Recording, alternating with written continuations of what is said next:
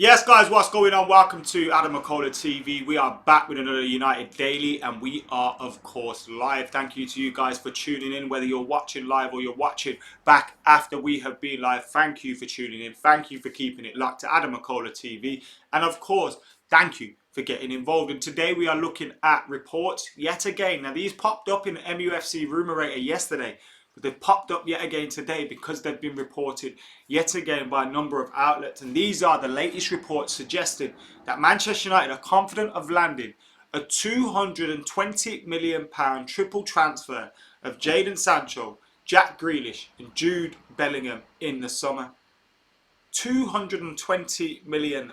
Now I tell you how that's been broken down by these pesky news agents. They've gone 100 million for Jadon Sancho. We've already heard from reliable sources that that is probably around 90 million. They've also gone 70 million Jack Grealish, 50 million Jude Bellingham. So we'll look at this story a little bit deeper.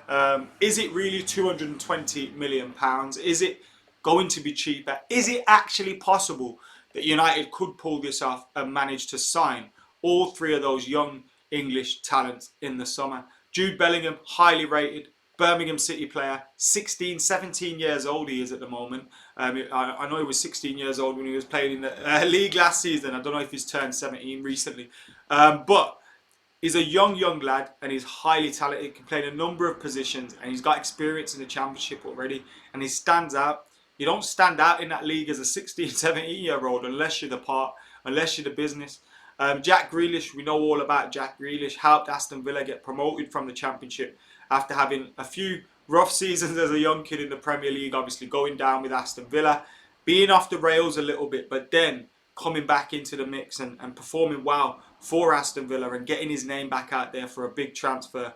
And then, of course, we know about Jadon Sancho. That's the one we've been linked with for an awfully long time. It's one that was possible last season, it felt, but he never really quite got going. United were in the Europa League. We didn't probably have the funds there available to make it happen, and we were focusing on other areas of the team. But now, right wing is the position that really needs to get sorted. So we'll be looking at these reports in depth. Where did these reports start from? Why are everyone talking about them? Is there anything new? Are there any quotes in there from anybody that should really concern us? So we'll be looking at that. Angel Gomez could be on his way to Chelsea as well, although he could sign a new deal with Manchester United. It's looking ever so more unlikely as the time ticks by. His contract expires at the end of June. Now, the Premier League and UEFA and FIFA and all those guys might put trigger extensions in players' contracts for a few months because of this coronavirus pandemic, because the seasons are going to finish later. And if that happens, I think Angel Gomez would be affected in that. His would too get extended. I think that's a good thing and a bad thing. It protects players because if players have that extension, then they're going to get paid for a little bit longer while they're supposed to be playing football, and there's not going to be an opportunity out there for players to feel like they need to play and they're not getting played. So it protects players because it gives them a contractual rights for the remainder of the season if it's extended. But of course as well, it protects clubs because it gives clubs the chance to keep those players until the end of the season and sort things out. But United should have had this sorted out by now. We should have had this sorted out by now. We should have had a deal sorted for Angel Gomez. And that's what worries me. That's what worries me with this one. It's not been sorted yet. We've heard rumours over the last few months that it was going to be done. It isn't going to be done. It's close. It's here. It's there. It's everywhere. And now it's still rumbling on with 6-7 weeks to go. We need to get it sorted ASAP. We really do. And to be honest, I feel like he's probably going to leave. I rated it a 5 out of 10 yesterday on the Rumourator. That's the only one I'm going to give away in the show today, so make sure you go and check it out. But I gave 5 out of 10 for that one in the Rumourator because of the fact that it's possible. It's very, very possible. And when you hear about the talk that is brought in Pini Zahavi as his agent, for those that don't know, Pini Zahavi is probably the old school Mino Raiola. He's the guy that he used to go to back in the day. Like is someone that popped up an awful lot back then, and he's obviously still active, still in the game, but he's obviously the agent now of Angel Gomez, it's believed, or at least an advisor, because I believe Angel Gomez's family used to do a lot of his bidding and his sorting his stuff out, but it seems like they have got a little bit of advice or maybe someone to help them out with things now. So let's see how this one goes down. But I really hope he does stay. We look at more Project Restart news today as well in today's show. And Saul Niguez is yet again linked with Manchester United. So we'll be looking at all those reports, looking at everything there. And of course, taking your questions, your comments, and everything else. Anupam says, I'm going to join your channel today, mate. Love the way you explain things. Thank you very much, Anupam. And thank you to everyone that has already joined the channel. We appreciate you all. Louis Mikhail Bowen says, Gomez will end up being a better player than Jack Grealish and Jude Bellingham. United will regret this. Sean says, can't believe it's come down to the last 6 weeks or so to try sort this Gomez deal out. It's a disgrace, really, isn't it? D-Miz says, get Bellingham to replace Gomez. Someone told me to check out Cannonballer's comment. Put another 80 million in and buy Newcastle instead. To be honest, they haven't got one player that's as good as any of those three, have they? What's going on, Prakar, Ross, Nimai, George, Baru, FIFA FC, Ampu A, Robert Wagoner, Ghost. Thank you to everyone that's getting involved. Graham as well. I seen your comment there. Steve, who's asked me about the Bundesliga restarting again. I'm looking forward to seeing some football, and I'm hoping it's a good test for you, the Premier League to be going ahead. Because contrary to belief, I know United fans are supposed to not want the season to go ahead. But Liverpool are going to get the league regardless of whether we go ahead or not. I want United to be in the Champions League next season. I want the season to restart and us to get a little bit back to normality in terms of things. I have my reservations. I have my doubts because of the facts that you have to be realistic in this time and see that there's a lot of bigger issues at play at the minute, and maybe football isn't as important as the Premier League would like to make out. So I have my reservations about whether it will go ahead and whether it will go to plan and whether it's safe to do so and all that. But deep down, I want football to return, so I'm hoping the Bundesliga has a successful return at that. Stoic Savage, late again. What's going on, mate? Hope you're doing well. What's my Bundesliga team? I haven't got a Bundesliga team, but I'm going to be watching all of them. I like watching Leipzig. I like watching Dortmund. I like watching Union Berlin. I like watching a few teams, so fingers crossed they'll do well. And Anupam, as promised, has joined AdamMcKola TV. So thank you very much to Anupam for joining the channel. I really do appreciate your support, mate. And I appreciate everybody else that has joined the channel as well.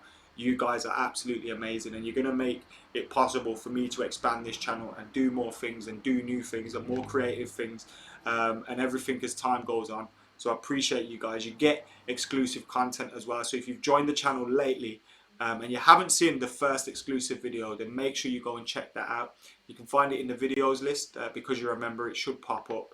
Or if you go to the community section and you collect members only posts, you'll see all the posts that were for members only, and you'll see the one that is for the video, sorry. So Anupam's the latest member. We're now at 48 members. Paul B was the 47th. Sean was the 46th. So thank you very much. We're 2 away from May's target of 50. If you can join or you want to find out more, then click that join button to find out more. If you can't, for whatever reason, it's totally understandable. Make sure you're hitting that subscribe button, liking, commenting, sharing. We're looking at this report. United are in for a £220 million trio. Triple threat. Man United confident of pulling off huge £220 million triple transfer sweep for Jadon Sancho, Jack Grealish and Jude Bellingham. Before we start critiquing this article, actually, let's critique it as we go through. That's what I do best, I suppose. So we start. Man United are reportedly confident of luring Jadon Sancho, Jack Grealish and Jude Bellingham to Old Trafford in a £220 million triple sweep. Okay. The Red Devils are set to invest heavily at the end of the season as the club looks to mount a charge to win their first Premier League title since 2013. Okay.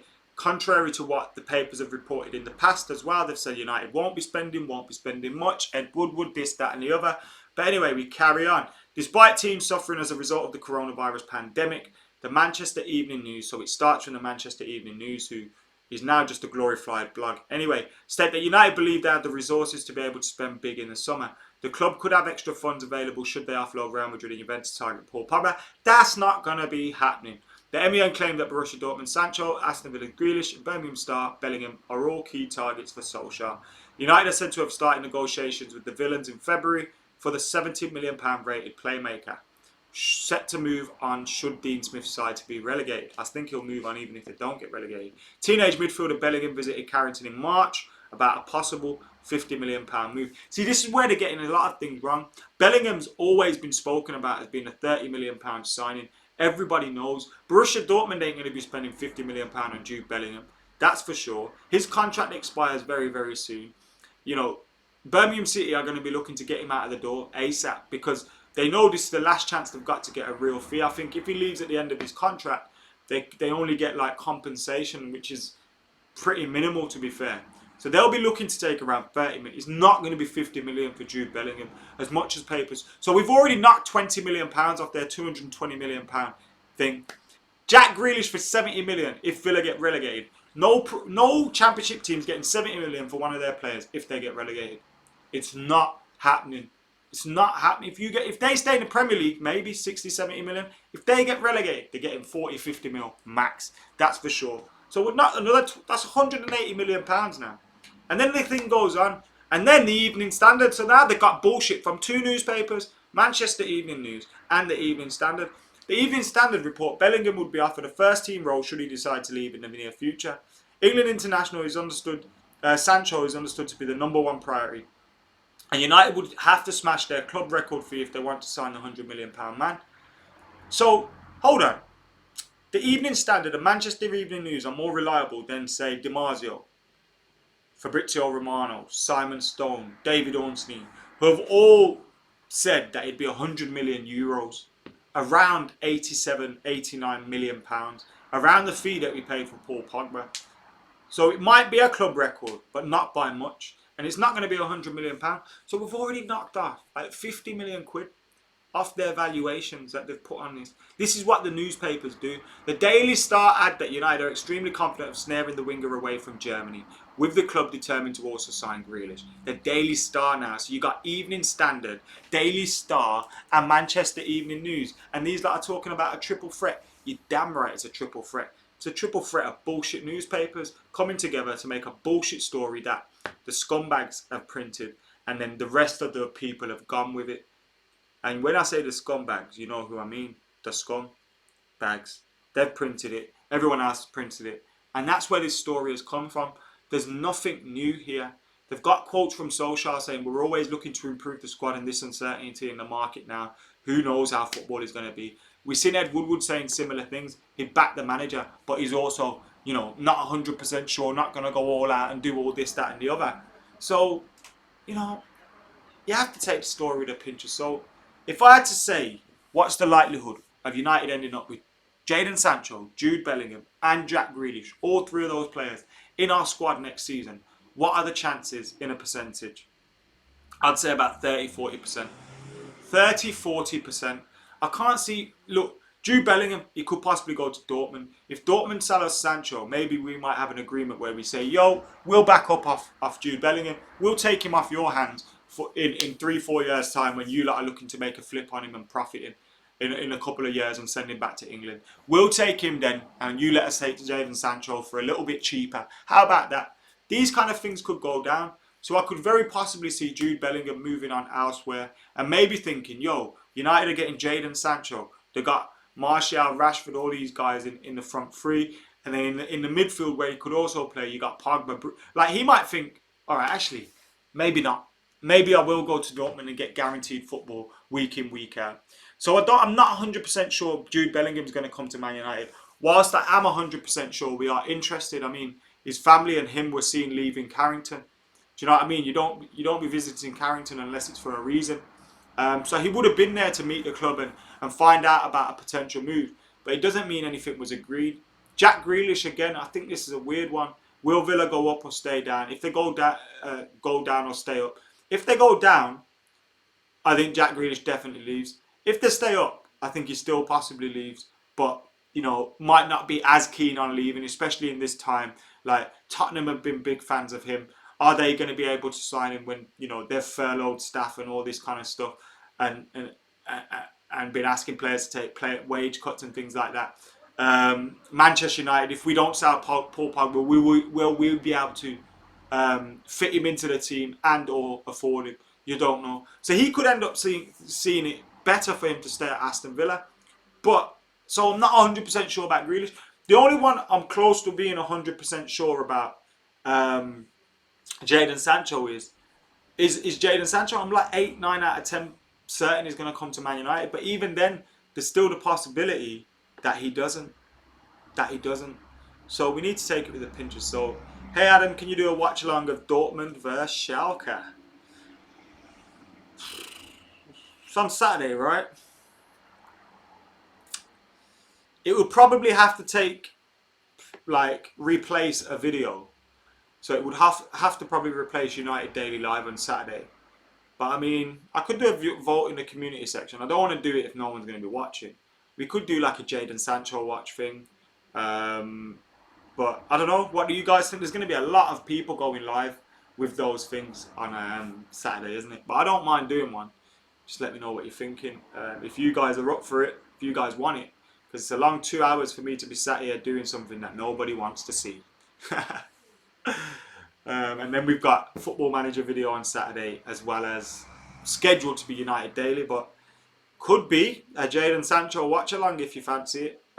So that's been suggested by Anupam, our new member. Let us know in the comments if you want a Jadon Sancho watch along, and also anything else. Let us know in the comments. Callum says watch along would be worth it. Yes, Adam, go for it. What time's the kickoff on that day? How you doing, Basbo? You good? Good plan. Let me see. Borussia Dortmund. Sounds like Neil's up for it as well. Zio's up for it. Jagantharan's up for it. Matthew's up for it. Dortmund have got... you see Berbers apparently saying Sancho would be better off staying at Dortmund. Come on, Berbs. Don't be saying things like that out in public, man. What's happening there? What channel is it on? Have I even got the channel? So they got Schalke at 2:30. So we could go live at like 2:15. 40, yeah, hour till half time. Another hour. So we'd be live for 2 hours. It might absolutely shag my algorithms. But let's do it. We'll do it then. All right, cool. Guys, it looks like we might have a watch along on Saturday instead of a United Daily Live. Or we could do the United Daily Live, the first 15 minutes of the watch along, and then get into the watch along. So you can get your United news. It'll probably be about Jadon Sancho anyway. And then there we go. It's on BT Sport. I got BT Sport because I was watching the UFC the other day. So happy days. Nice one, guys. Looks like we'll be doing that on Saturday. But I will do, let me put a poll in the community section now. Let's go, champ. Let's do this right now. The other stories we've got today, Angel Gomez potentially going to Chelsea, which is obviously a worry for Manchester United fans. And then we've also got the Premier League are pursuing home and away games now, which I find really, really weird, you know. How can you be pursuing home and away games when, you know, we've been told behind closed doors, neutral venues, all that stuff, and now you decided, all right, let's get it on. Let's go and do home and away games. Is that really going to be possible? I don't see the police and the ambulance services and all those kind of guys agreeing to that for sure. So, yeah, I'm not sure about that one. Are they going to get the go-ahead for that? It seems to be because of the Premier League meeting, though. They've obviously had a meeting, and the bottom 6 teams, or the teams that are at the bottom of the table, have come out and said that they want home advantage. I'm not sure how you get home advantage when you've got no fans. Sound like World Star Railer there, but you've literally got no fans. No fans at all. So what is the point of you having home advantage? How does that make a difference? Do you know what I mean?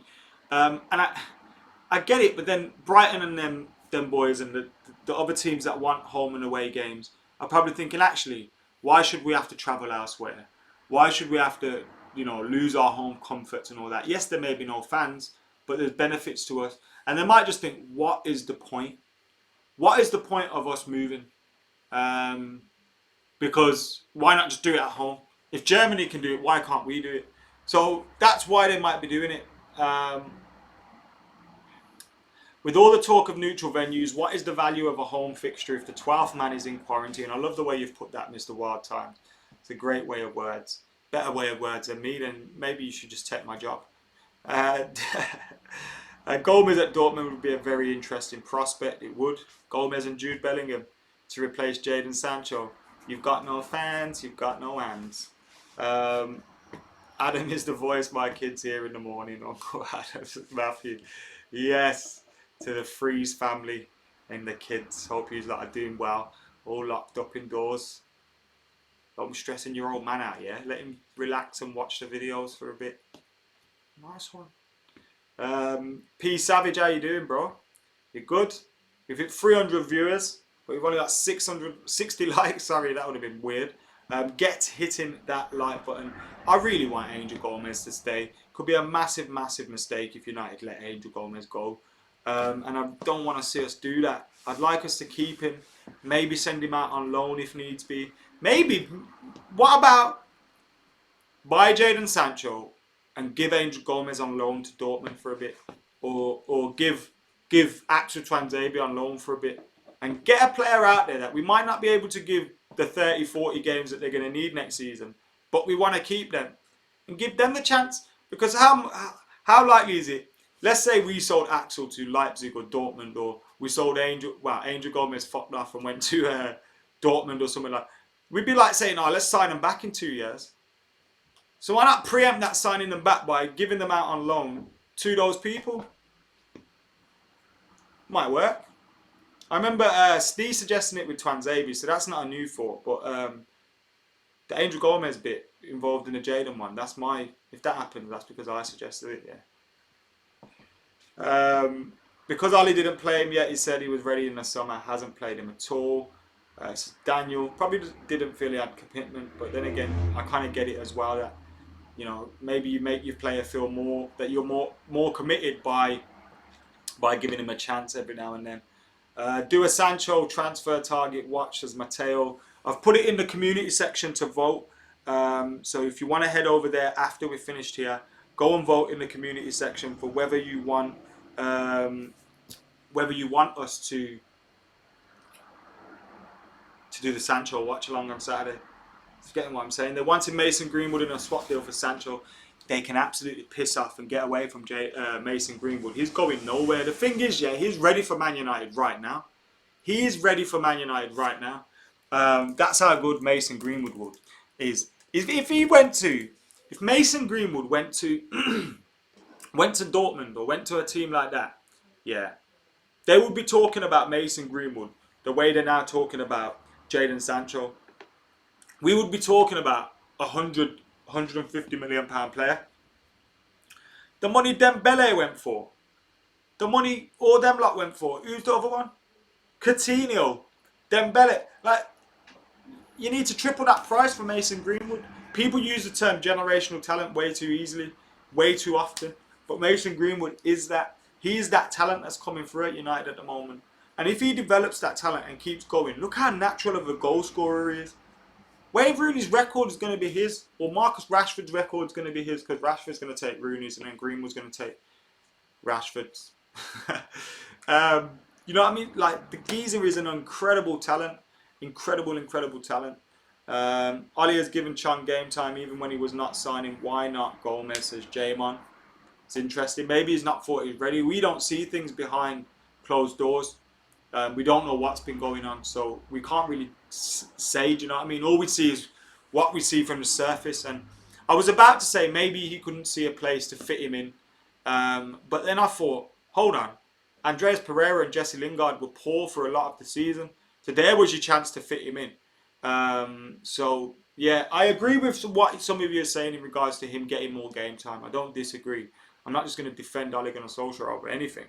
But at the same time, we don't know the whole story. We don't know everything. We don't know what's going on behind closed doors. So we can't really talk, can we? All we can say is, from what we've seen, he's massively talented. Even the few games when he come on in the Europa League, some of the flicks and tricks that he was pulling off, he was looking good. He was only be on for 10-15 minutes, but it looked good. youngest United player since Duncan Edwards. That is what you call football heritage. And United's football heritage is not letting these footballers leave the club and go to another team down the road or in London at Chelsea or going abroad and fulfilling their potential. That is not United's heritage. United's heritage is developing that potential within our four walls, within Manchester United, and making it the best to go on and fulfill its potential for Manchester United. Bringing the player up to now, getting him up to this level, and then allowing him to just wander off and go to Chelsea or to another club would be an absolute disgrace and go against everything that we really stand for. We should be bringing him through at United. And I'm not saying pander to a young lad, give him everything he wants, because I don't think this is about money. I think this is about opportunity. Now, yes, you're going to have to fight for first team. You're going to have to fight for first team football and playing in that first team week in, week out. You got Bruno Fernandes there. But Bruno Fernandes only came in January. And we saw this with Pogba at the time. When Paul Pogba was at United, Fergie wanted him to chill a little bit. But he was ready. Everyone knew he was ready. And we started playing Raphael and their man in central midfield. It didn't make sense. And he thought, what is the point? Now, I don't think Ollie's done anything that bad, like where we've had to use a player and he's not used him because he just thought, nah, I'm not going to play him. I'm just going to play Raphael in there instead. Ollie hasn't had that with Gomez. But Gomez may feel the same way, like, yo, I want a chance. I need a chance. Look at his friends. Jadon Sancho is one of his mates. And Jadon Sancho's out there tearing it up in Germany. His mates are like Reece James and probably Hudson-Odoi and people around like at England and stuff, and he's thinking, yo, these lot are playing, I want to play. Mason Greenwood. So I understand it from Gomez's perspective. I kind of understand it from Ole Gunnar Solskjaer's perspective, although I still think he should be getting some game time. And yeah, we shouldn't be allowing him to leave. We shouldn't be allowing him to leave. Let's get this Sal Niguez story up again. Well, not again. I haven't gone through it today.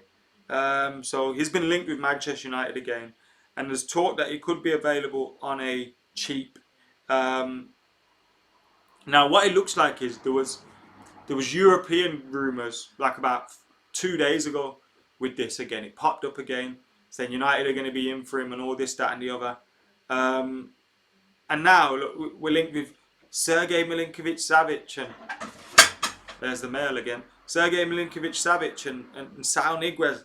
And you're like, none of this is happening. You can kind of see Bellingham happening. We could pick a player off from Birmingham City. Piece of piss. Grealish, Sancho. You can see them happening. You can't see none of these ones happening. But we've got another update on Mark Jurado. And it's that Mark Jurado, alongside Jude Bellingham, will be offered first team roles. So Ali will be bringing those younger players into the first team immediately. But what I wanted to talk about was the Sal Niguez story. Now this is how much serious they are about it. It's been buried amongst all their other stories. And with that being said, I'm not even going to discuss it then, because it's obvious that he's not coming to Manchester United. It's just obvious he's not coming to Manchester United. We're not buying Sal Niguez.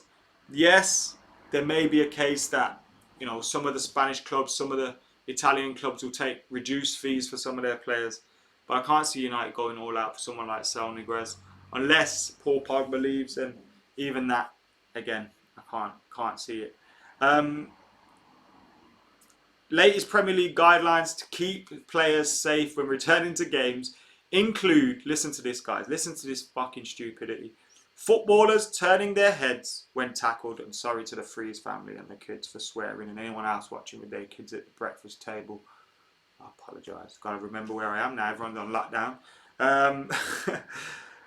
Turning your head when tackled. Who does that? You're never supposed to turn your back on the game, on the ball. Like, why would you even do that? That's according to the Telegraph, whose site plans circulated by division's bosses to convince players they are not at significant risk of catching coronavirus. On Wednesday, the Premier League will hold talk with captains, senior players and managers to press ahead with Project Restart. Also said to be part of the proposals are suggestions that players keep face-to-face contact down to a minimum. We also saw Anthony Martial Victor Lindelof, Jesse Lingard, Paul Pogba, and maybe I think it was Andres Pereira. I think the 5, 6 of them were out there training in the park. Adioni Gala was training, and I had someone asking for an autograph, and you're just thinking, what are you doing? They kept social distancing, but it's like you're giving him a pen and a paper. First of all, why are you walking around with a pen and a paper? Secondly, if you've seen him and gone home and got a pen and a paper and gone back to him, then that is not an essential journey. What are you doing? Like, why are you even doing this at this time? But anyway, someone asked him for an autograph. So you got these people out there training already, and that small training session between the players is probably something that will be more prevalent when the players actually come back to training, where you probably see a goalkeeper and 4 defenders going into training so they can work on certain things, and then the 4 midfielders, 2 strikers going in, doing their thing, small groups of players training. And that again makes it difficult. So when you return to football, have you only had these small training sessions, or are you going to build it up so that, a month before games return, they're going to be able to have full contact football again? It's all, I keep saying this every single day on this channel, it feels like. It's all very, very weird at these times, man. And I don't know what to expect.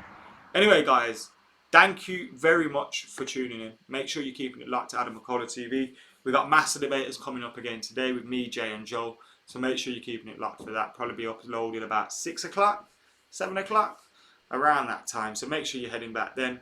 But for now, I've been AdamMcKola. You lot have been legends. Thank you to everybody for keeping it locked. Very close to 50 members now as well. So if you can join, click that join button. If not, make sure you subscribe. For now, I'm out of here.